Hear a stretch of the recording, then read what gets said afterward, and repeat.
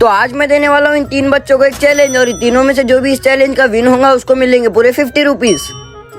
100 day में 10 के followers करने का आज है डे 43। तो इन बच्चों का चैलेंज ये होने वाला है, इनको मैं भेजने वाला हूँ 3 रास्तों पर। तो सबसे पहले जो मुझे कुरकुरा ला कर देगा उसको मिलेंगे पूरे 50 रुपीज। क्या तुम सब ये चैलेंज करने के लिए तैयार हो?